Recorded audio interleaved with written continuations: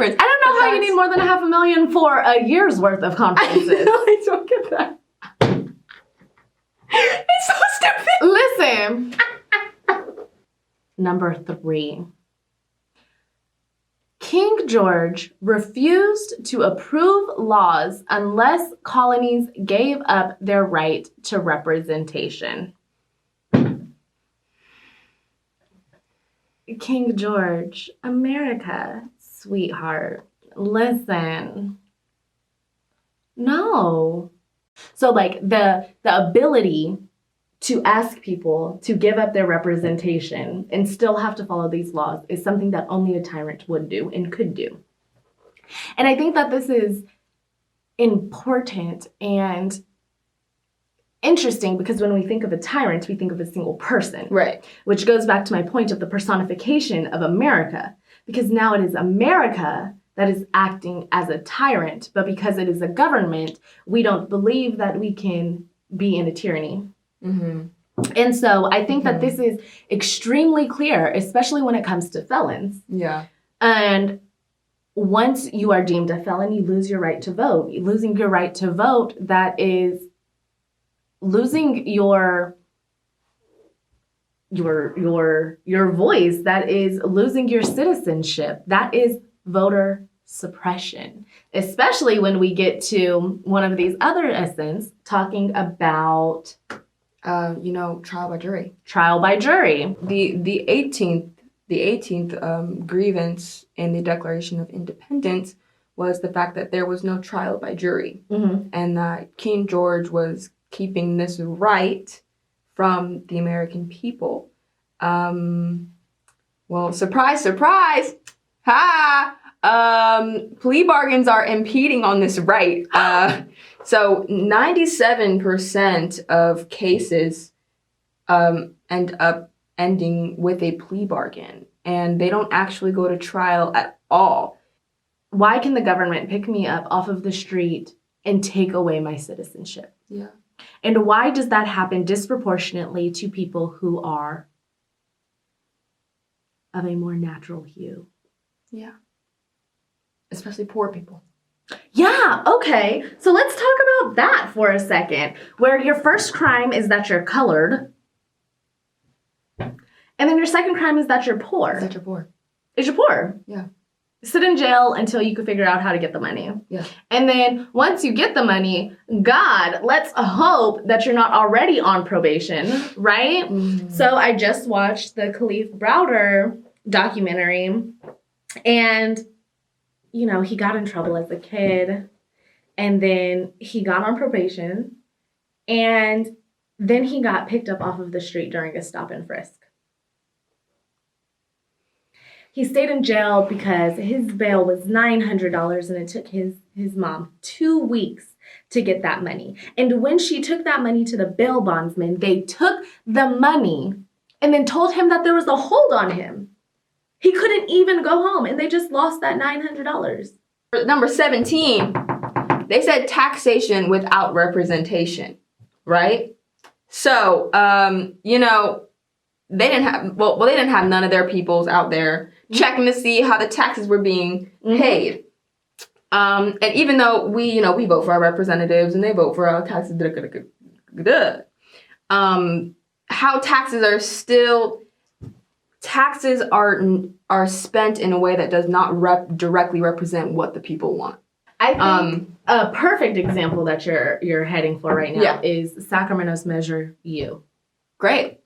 How there was a lump sum of money that was deemed to go to underserved communities, and guess who took half of that budget? Who? Tell me! The police! You know who's not happy with that? Most people. The community, who is asking to defund the police. Right. And we pay taxes, the government's always like, we have debt. Mm-hmm. Like, blah, blah. I'm like, why do we have debt? Like, why do we have all this debt in the first place? I'm like, who's getting this debt money? What? And so I looked into it just a little bit, and we pay off, our taxes are to pay off a debt that we don't even own. 77% of the national debt is public debt, and 66% of that is held by private banks. And this is why we're always bailing them out. yeah, it's I'm sorry, I just have to laugh. I'm just learning. I'm learning. Like, what a scandal. I'm in the wrong industry. We need to start a bank. I know. I know, that's the ultimate scammer job. Right? Like that's the ultimate scheming. It legit is to open a bank. Let me hold your money and charge you to hold your money. And then when we lose your money, we'll go ahead and ask the governments for some more of your money so that we can charge you again. Right. Okay. They're gonna give it to me and they're gonna give me more than before. Back to, what is it, grievance number 2? When King George forbid the governor to pass laws of immediate and pressing importance and overall neglected to attend to them. So he violated colonial charter and showed how little power that colonies actually had. Yeah. And I think that we could see this again with how little power that Americans have. Right. And we can see that in our electoral college. That goes back to the representation that, first of all, the electoral college isn't even representative of America. I have like a million opinions about this. So like that's first and foremost is that if you pulled up all 538 people, that is not going to be representative of what America looks like. That's not going to be representative of the American class system. Why does this even exist? I remember when I learned about the electoral college for the first time in high school. It was like AP Gov, right? Yeah. And they're like, yeah, so everyone cast their votes. And then there's just 538 people who make the real votes. I was like, wait. Rewind. So what's the electoral college? They're like, oh yeah, there's some people that just, they basically like read the footnotes. They're like, oh, that's how people voted. And then they just make their own vote anyways. Yeah. And I was like, okay, well, maybe the electoral college is maybe they were like past elected people. Mm-hmm. No, literally just anyone can be in the electoral college. No. Yeah? No. They're just chosen. They're just people. They're just people. Just 530. It's like so bad. Random people. It's like so bad. It just makes me laugh. Like I'm just like that. What sociopath came up with this idea? The conspiracy theorist in me is like, I feel like it's all complex by design. To make sure everyone is confused and to make sure. Which brings us to assent number 4. Parliament was held only in England to discourage or fatigue colonists. This one, it gets me because all you guys are about to feel what I have to say. When was the last time you had to go to the DMV? Oh. What about when was the last time you had to call Social Security on the phone?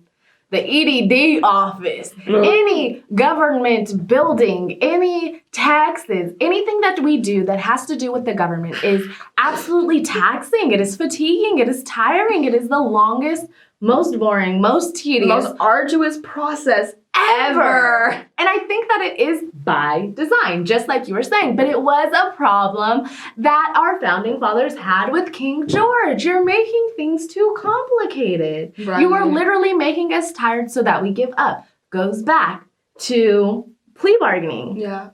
Sit us in jail for so long until we get tired that we just give up and say, okay, I'm guilty. I'll sign it. Let me go home. Yeah. Same concept.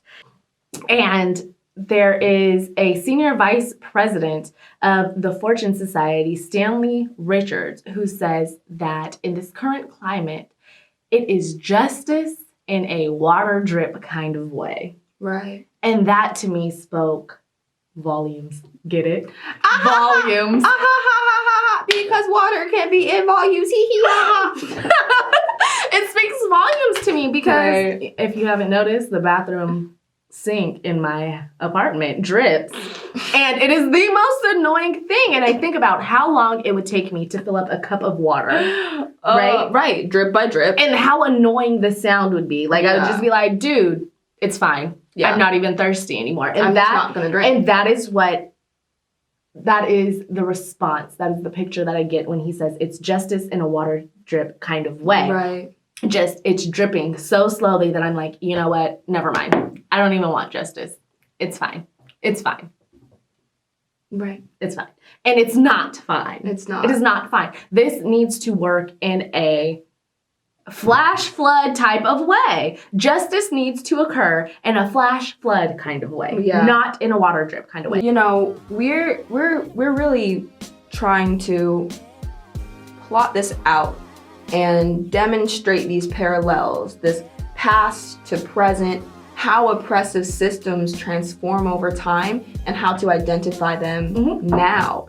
And so we wanted to pull up these grievances that our forefathers pulled up and be able to relate that to real time. And we will continue to do that in future episodes and get a true deep dive onto how things got this way and looking into our history and how that history still trickles through all the way to what we're seeing now. The government is created to protect these inalienable rights, our right to life, liberty, and pursuit of happiness. It is their job to protect them. Where does the government get their power? The government gets its power from the citizens, from us. Right. And if there's any point that we don't feel as if the government is protecting our rights, we not only have the right to alter and abolish the government, because that was before we even got to the 27th grievances, okay? We not only have the right to alter and abolish, but we have the right, the duty, and the responsibility to institute a new government that works to protect the safety and happiness of all of its citizens. Literally the most American thing to do is to create a new government and to demand that we're treated like human beings. And so I very much respect that sentiment of our founding fathers. And I think that we should start implementing that into how we think about where America goes from here. And it's a perfect time. It is an important time. Elections are coming up in just a couple of months. Now is the time that I think while we're tearing down statues and people think that it's erasing our history, I think that we need to focus on what created our history and just breathe new life into it. Like you said before, these were not perfect people, but these ideas are powerful. And when you have ideas that are that powerful, they have longevity. They can last. And the responsibility that we have as the new generation is to breathe our ideals into that skeleton, into that frame. It is our job to take what we now know to be true or false and right and wrong and to set that up in a way so that we have a world that works for all people. We talked about what it means, what it looks like to be American. American isn't one end all be all. To be American is to share a history. And we cannot share a history that we are not willing to admit to. And so, first and foremost, here at Race Against Me, we are willing to share the information that we all have in common, the history that we all have in common, so that we can have a better understanding of who we are as Americans, who we are as people, and what does it take, what races do we have to run in order to be successful. Thanks for watching. Make sure that you follow, like, subscribe, check out our personal pages. Look out for us in the future and stay tuned. We are going to continue talking about the Declaration of Independence and some of the other grievances that the American colonists had with King George, because we are still living in a parallel universe. And so we hope that you watch with us next time. Bye!